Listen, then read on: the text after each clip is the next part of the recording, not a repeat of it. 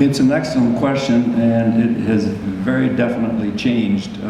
In those days, the main sources were commercial food dispensers coming out of Grand Rapids, Detroit, Chicago. Now, you've already heard from Nick, he buys locally.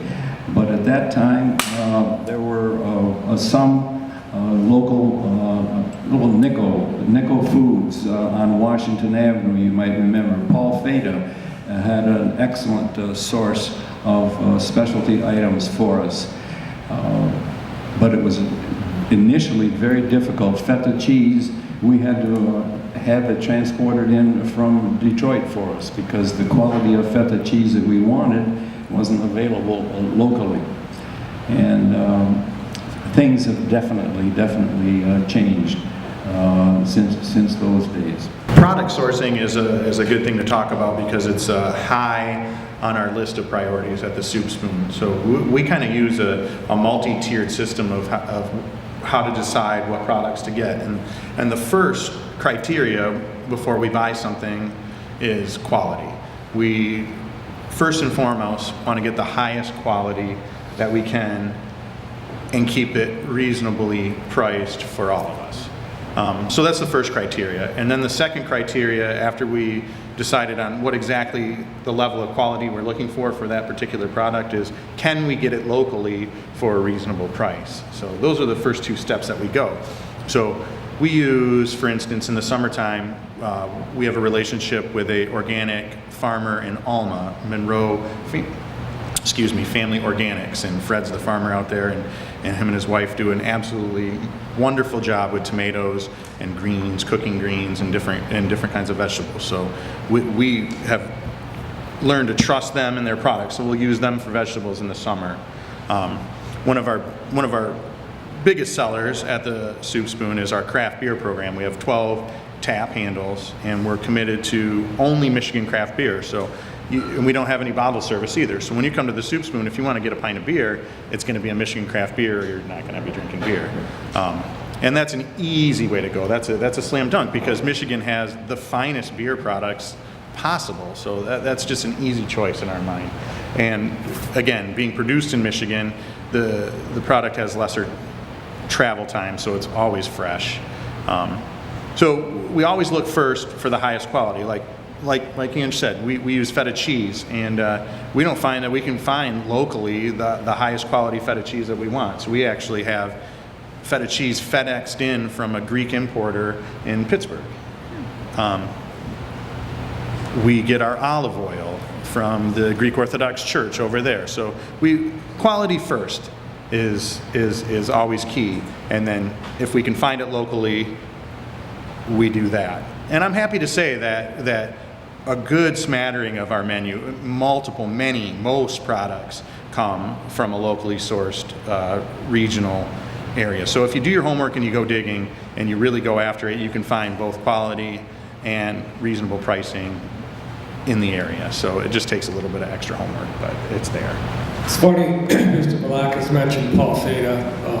He was my uncle, and we did things a little differently.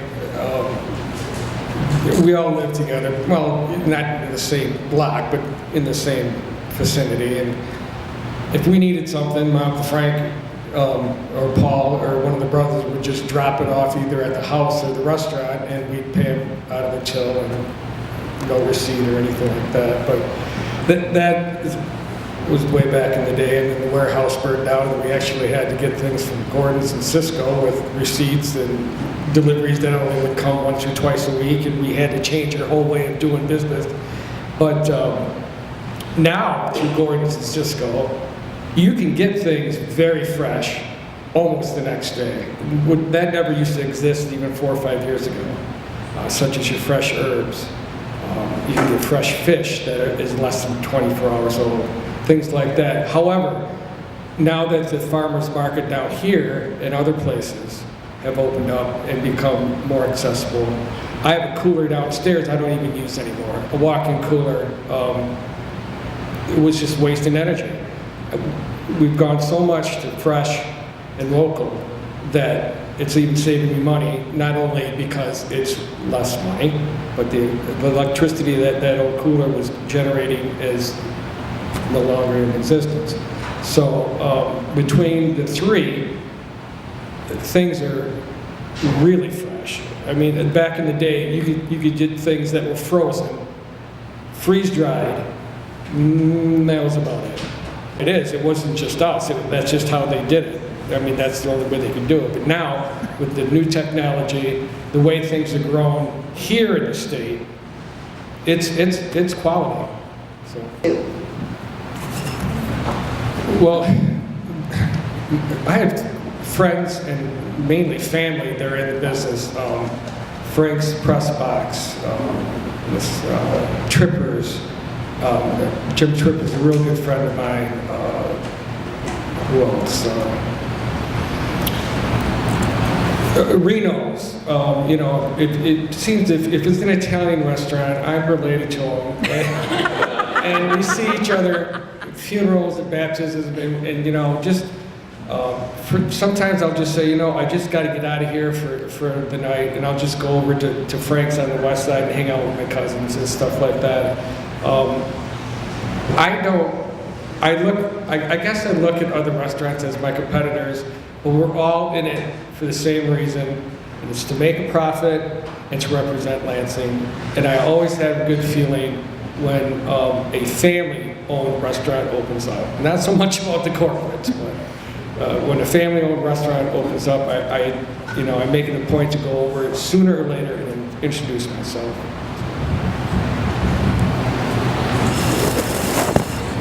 And I kind of feel the same way, not to get on the chain restaurant bashing program here, but you know, to me, independently owned and operated restaurants are important to this city. As all independently owned, operated businesses are important to this city for many reasons. People that live in the community and own businesses in the community also do businesses with other people that live in the community. So it just keeps everything together, and we support each other that way. But restaurant people are kind of a strange bunch, and it's an odd kind of almost cultish culture. So restaurateurs and restaurant workers and cooks and servers and dishwashers, and they all kind of get along because we all have kind of the same disease. So I have a lot of great friends in the industry. You know, I worked in a couple places coming up through Lansing, and so we talk with the executive sous chef Josh Lane over at Dusty's Cellar a lot, and have a good relationship with them, and Kevin Cronin, the chef over there. Matt Rhodes is a great guy. Matt Rhodes is a great guy. He gave me my first job in a restaurant, washing dishes when I was 15. So, and he's a great guy. And you know, I can't even remember how many times, I can't count how many times I've been into your restaurant, having a great time, you know, as a kid, eating pasta, and then as a young adult, drinking wine. You know, it's just, we're a culture, we stand together. One of my very closest friends, John Lohman, owns the Wrought Iron Grill out in Owasso, another great place. So, you know, we do things sometimes, like a while ago, I can't remember exactly when, but we had a barbecue competition with Fork in the Road, the diner on the west side, and that was a great time. So, you know, we just had a beer and food pairing throwdown with the Wrought Iron Grill out in Owasso, and we try to get together. We try to, sure, we compete, and sure, we want to win, but as far as independently owned and operated restaurants around town, I think that we're all pulling for each other, and we all know each other, and we all go to each other's restaurants. You know, I go to Frank's Press Box to grab a beer on the way home quite often, and you know, I skip over that chain restaurant to make sure I go to the independent guy, because I know what it means for him to sell me that pint of beer as opposed to maybe another guy. So, you know, we really do stick together. I think it's true. Yeah, we compete, and yeah, you know, we give each other some gentle ribbing, but really it is a camaraderie, and you know, so. I guess that my references to camaraderie in the restaurant business is past tense. But going back as far as the 1950s, I remember the Greater Lansing Restaurant Association having annual charity balls, fundraising occasions for the Red Cross or for whatever. But most important was the fact that the owners of the leading restaurants in Greater Lansing, whether it be R.T. Tarpoff, Jimmy Stages from the Eagle, whether it be Stan Brower, who was my closest competitor and my best friend, Pete Berriol was my late brother-in-law from the Famous Grill. All of us worked together to help make these events successful. I don't even know, tell me fellas, is there a Greater Lansing Restaurant Association still? Yes. There is? Yes. Oh, good. Okay, glad to hear it. But in those days, at least, it was extremely active, and it was part of the camaraderie that we referred to. And Bill's Restaurant, the Evenoffs down there, and the Beauchefs. To this day, when I see the widow of Carl Evenoff, we reminisce about when Betty and I used to stop into the Bill's Restaurant through the back door, and they knew immediately what to put on the grill for us because we had the same thing, a hamburger with the onion fried in it, and then the waitress would make our malted milkshakes, and this would be at 2 o'clock in the morning. And we, as competitive as the restaurant business was and is, we managed to stay good friends. I still miss those friends of mine. R.T. Tarpoff, for instance, was a member of our church, and he would give me a greeting when I'd walk into church. He was always there earlier than I was. Angie, Angie, and you could hear him throughout the church calling out to me. And then we'd reminisce about things during the coffee hour. So in very few instances was there any hard feelings between one restaurateur and another. I'd be curious to hear each one of you talk a little bit about how you think the restaurant business is changing, how you saw it change, and you ultimately left the restaurant business and moved to MSU. Can you talk a little bit about that transition?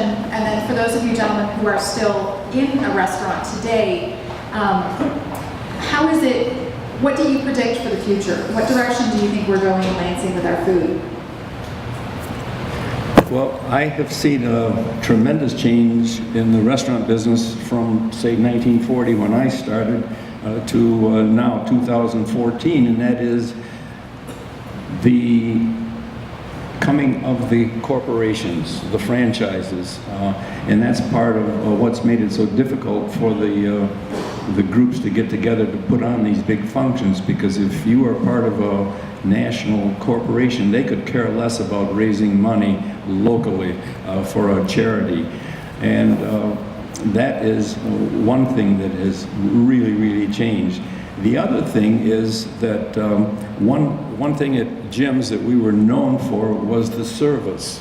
That our servers went through training. They went through 2 weeks of very difficult training, and they knew the proper way to serve a person. And I think that if you look back at your latest dining sequence, you may find some, shall we say, gross errors on the part of the servers.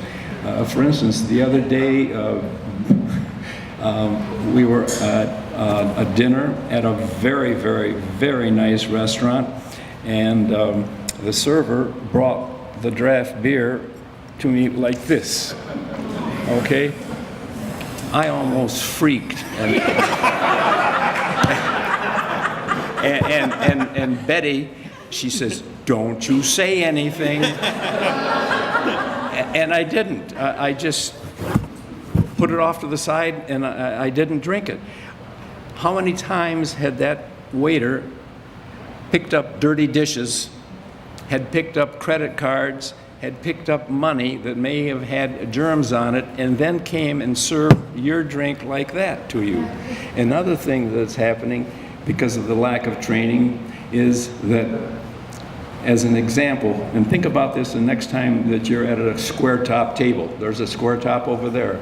How would you like it if the assistant manager of the restaurant, while helping serve your food to you, reaches completely across the table to serve the person that's on that side instead of coming around, and worse yet, not even saying, "Excuse me"?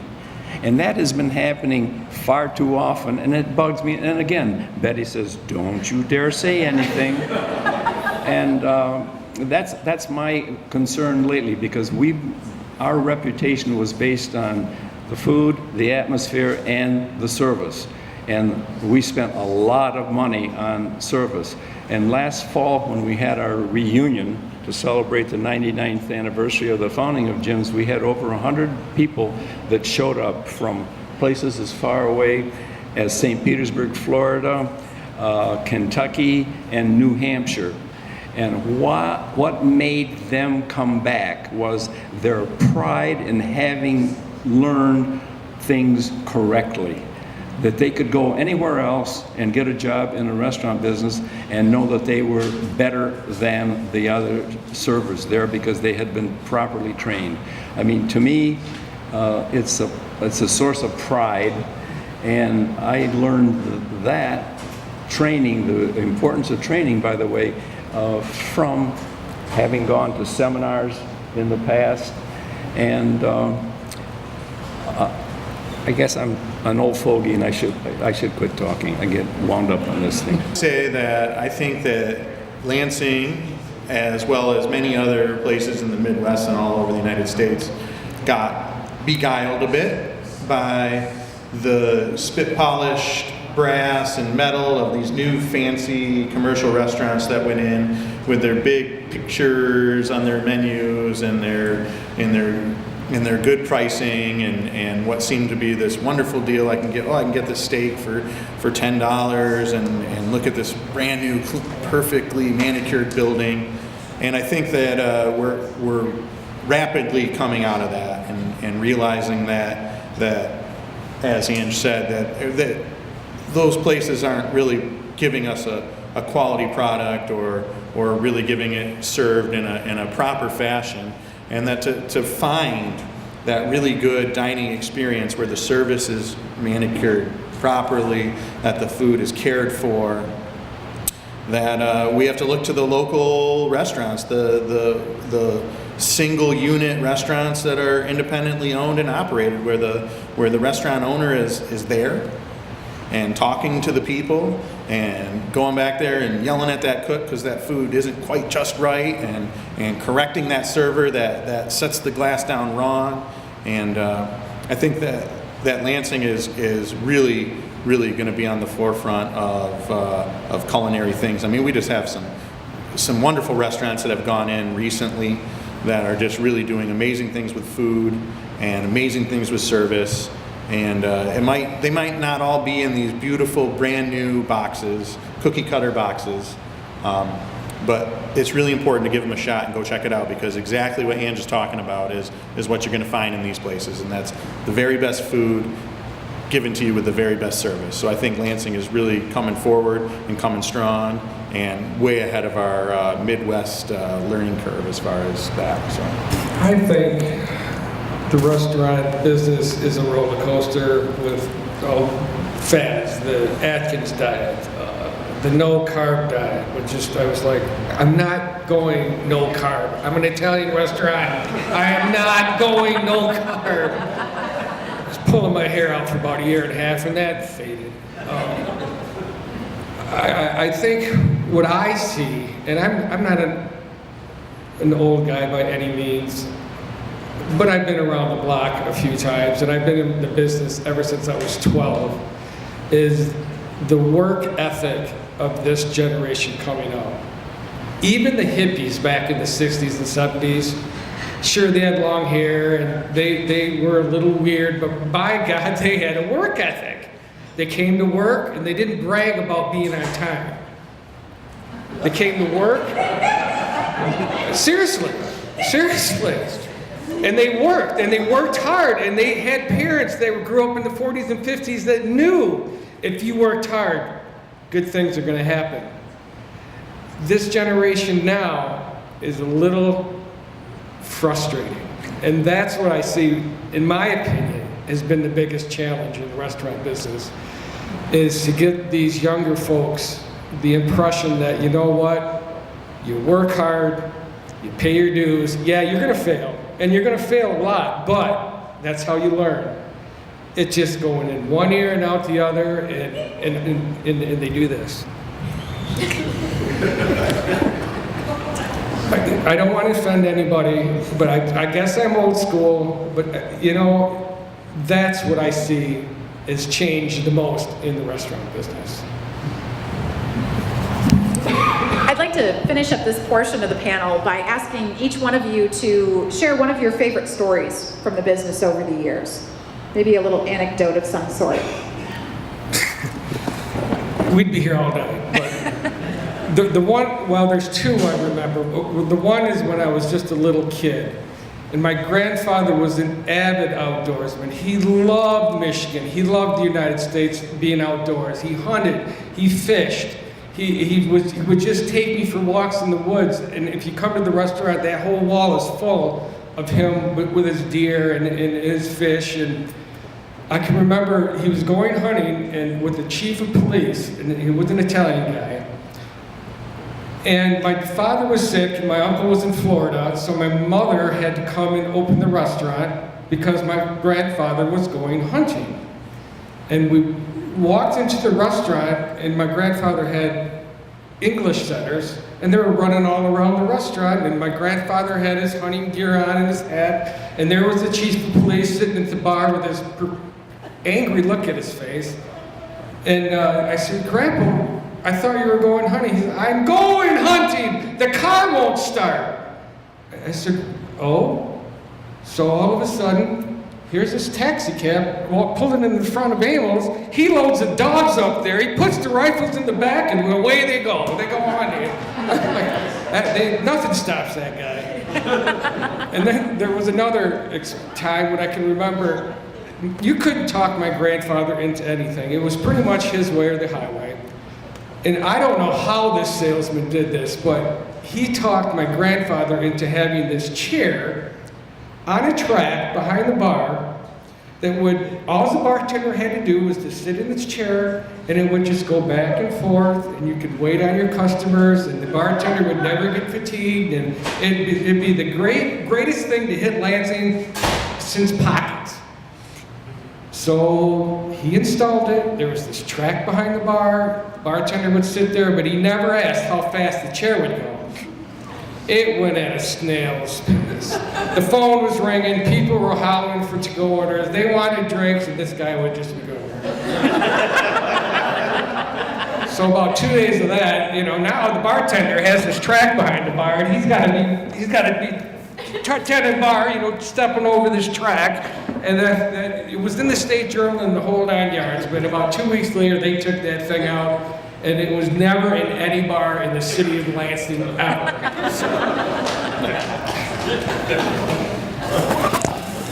Well, my story is less comedic and more one that I will definitely share with my kids and with anybody else that might start to kind of lose hope that their dreams or their goals or what they really want can't possibly happen. And that's in when I was working as a chef, you know, I was working 60 hours a week.